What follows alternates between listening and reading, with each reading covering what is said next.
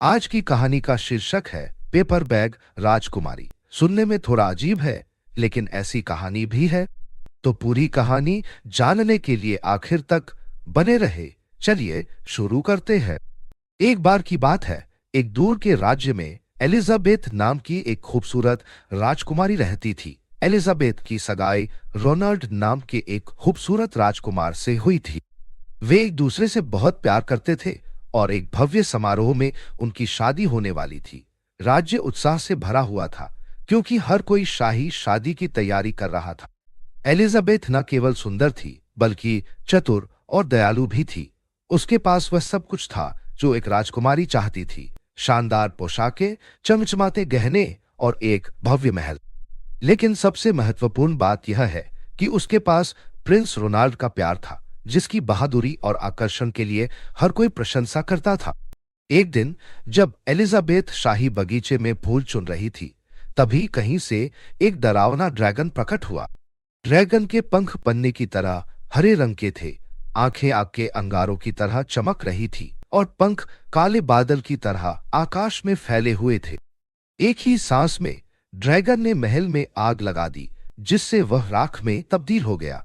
फिर उसने Prince Ronald को पकड़ लिया और राज्य को खंडहर बनाकर अपनी गुफा में चला गया। एलिजाबेथ तबाह हो गई थी। उसका महल नष्ट हो गया, उसकी सुंदर पोशाकें जलकर चिथड़े हो गई, और सबसे बुरी बात यह थी कि उसके प्रिय रोनाल्ड को ड्रैगन ले गया। लेकिन एलिजाबेथ कोई ऐसी राजकुमारी नहीं थी जो बैठकर रोए। वह अपने राजकुमार को बचाने के लिए कृत संकल्प थी, चाहे कुछ भी करना पड़े। उसने राख परे महल में पहनने के लिए कुछ ढूंढा, लेकिन उसे केवल एक बड़ा पेपर बैग मिला। यह गंदा और उखड़ा हुआ था, लेकिन एलिजाबेथ को इसकी परवाह नहीं थी। उसने पेपर बैग पहना, उसे अपनी कमर पर बांधा और ड्रैगन को ढूंढने निकल पड़ी। पेपर बैग पहने हुए एलिजाबेथ जंगलों से गुजरी, नदियां पार की और पहाड़ों पर चढ़ी। रास्ते में उसे सभी प्रकार के खतरों का सामना करना पड़ा: जंगली जानवर, जोखिम भरे रास्ते और तूफानी मौसम। लेकिन उसे ड्रैगन की गुफा तक पहुंचने से कोई नहीं रोक सका। आखिरकार कई दिनों की यात्रा के बाद एलिजाबेथ एक खड़ी पहाड़ी की चोटी पर एक अंधेरी गुफा में पहुंची। वह जानती थी कि यह ड्रैगन की गुफा होगी। उसने एक गहरी सांस ली, साहस जुटाया और अंदर चली गई। गुफा खजाने के ढेर से भरी हुई थी: सोने के सिक्के, चमचमाते गहने और मूल्यवान कलाकृतियां। और वहां गुफा के बीच में ड्रैगन था। वह खजाने के पहाड़ पर आराम कर रहा था। उसके बगल में प्रिंस रोनाल्ड एक खंभे से बंधा हुआ था। एलिजाबेथ जानती थी कि ड्रैगन को मात देने के लिए उसे चतुराई से काम लेना होगा। वह धीरे से उसके पास आई और अपनी सबसे विनम्र आवाज में बोली: ओह महान ड्रैगन, तुम सबसे शक्तिशाली और सबसे डरावने प्राणी हो जो मैंने कभी देखा है। आपके पंख बहुत चमकदार हैं और आपकी सांसें बहुत गर्म हैं। मुझे यकीन है कि आप केवल एक सांस में 10 जंगलों को जला सकते हैं।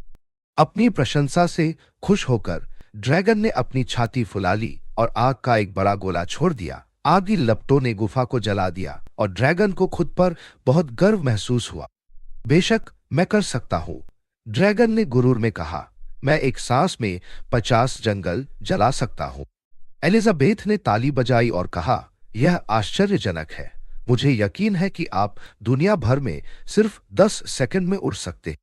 दिखावा करने के लिए उत्सुक ड्रैगन उछलकर गुफा से बाहर उड़ गया। वह इतनी तेजी से उड़ा कि उसने केवल 10 सेकंड में दुनिया का चक्कर लगाया और हाँफते हुए गुफा में लौट आया। वह अविश्वसनीय था। एलिजाबेथ ने प्रभावित होने का नाटक करते हुए कहा, लेकिन मुझे यकीन है कि आप इसे दोबारा नहीं कर सकते। ड्रैगन उसे गलत साबित करने के लिए दृढ़ था। एक बार फिर गुफा से बाहर उड़ गया। इस बार वह और भी तेजी से उड़ा और गुफा में लौटने से पहले 2 बार दुनिया का चक्कर लगाया। लेकिन जब वह वापस आया तो थक गया था। एलिजाबेथ देख सकती थी कि ड्रैगन थक गया था। वह मुस्कुराई और बोली, आप सचमुच अब तक के सबसे महान ड्रैगन हैं। लेकिन मुझे यकीन है कि आप इतने ताकतवर हो कि एक सांस में पूरे पहाड़ को जला सकते हो। ड्रैगन हालांकि थका हुआ था, एलिजाबेथ को और भी अधिक प्रभावित करना चाहता था। उसने एक गहरी सांस ली और सबसे बड़ा, सबसे गर्म आग का गोला छोड़ा, जो वह कर सकता था। आग की लपटें गुफा में धकने लगी, लेकिन जब वे शांत हुईं, तो ड्रैगन हिलने डुलने के लिए बहुत थक गया था। एलिजाबेथ जानती थी कि यह उसका मौका था, जबकि ड्रैगन वहां पड़ा हुआ था, लड़ने के लिए बहुत कमजोर था। उसने जल्दी से प्रिंस रोनाल्ड को खोल दिया। चलो रोनाल्ड, ड्रैगन के ठीक होने से पहले हमें वहां से चले जाना होगा, एलिजाबेथ ने तुरंत कहा। लेकिन उसे आश्चर्य हुआ। रोनाल्ड ने उसे धन्यवाद नहीं दिया। इसके बजाय उसने उसे तिरस्कार से देखा और कहा, एलिजाबेथ, तुमने क्या पहना है? तुम भयानक लग रही हो। तुम्हें एक राजकुमारी माना जाता है, लेकिन तुमने एक गंदा पुराना पेपर बैग पहन रखा है। तुम एकदम बदसूरत हो। एलिजाबेथ हैरान थी। उसने इतनी दूर यात्रा की थी, इतने सारे खतरों का सामना किया था और रोनाल्ड को बचाने के लिए अपनी जान जोखिम में डाल दी थी, और उसे उसके बाहरी दिखावे की चिंता थी। लेकिन रोनाल्ड की बात खत्म नहीं हुई। तुम ऐसे कपड़े पहनकर मुझे बचाने के बारे में सोच भी कैसे सकती हो? मैं तुम्हारे साथ कहीं नहीं जाऊंगा जब तक कि तुम कुछ अच्छा नहीं पहन लो। एलिजाबेथ ने हैरानी से रोनाल्ड को देखा। उसे एहसास हुआ कि जिस राजकुमार से वह प्यार करती थी और उसकी प्रशंसा करती थी, वह वैसा बहादुर आदमी नहीं था जैसा वह सोचती थी। इसके बजाय वह व्यर्थ, स्वार्थी था और जो वास्तव में मायने रखता था, उसकी तुलना में दिखावे के बारे में ज्यादा चिंतित था। गहरी सांस लेते हुए एलिजाबेथ तनकर खड़ी हो गई और उसने रोनाल्ड की आंखों में देखा। रोनाल्ड, उसने शांति से कहा, मैंने पेपर बैग पहना हो सकता है, लेकिन मैं अभी भी वही राजकुमारी हूं जिसने तुम्हें ड्रैगन से बचाया है। अगर तुम इसकी सराहना नहीं कर सकते, तो मुझे नहीं लगता कि तुम वह राजकुमार हो जिससे मैं शादी करना चाहती हूं। उन शब्दों के साथ एलिजाबेथ मुड़ी और रोनाल्ड को पीछे छोड़ते हुए गुफा से बाहर चली गई। जैसे ही वह चली गई, उसे स्वतंत्रता और ताकत का एहसास हुआ जो उसने पहले कभी नहीं जाना था।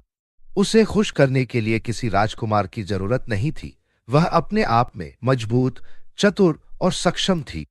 जैसे ही एलिजाबेथ राज्य में वापस आई, ग्रामीणों ने उसका स्वागत किया, जिन्होंने उसकी बहादुरी के बारे में सुना था। उन्होंने उसकी जय जयकार की, इसलिए नहीं कि वह कैसी दिखती थी, बल्कि उसके साहस और दृढ़ संकल्प के कारण। और इसलिए एलिजाबेथ हमेशा खुशी से रही, किसी राजकुमार के साथ नहीं, बल्कि इस ज्ञान के साथ कि वह किसी भी चुनौती का सामना कर सकती है और बहादुरी और दयालुता के साथ किसी भी बाधा को पार कर सकती है।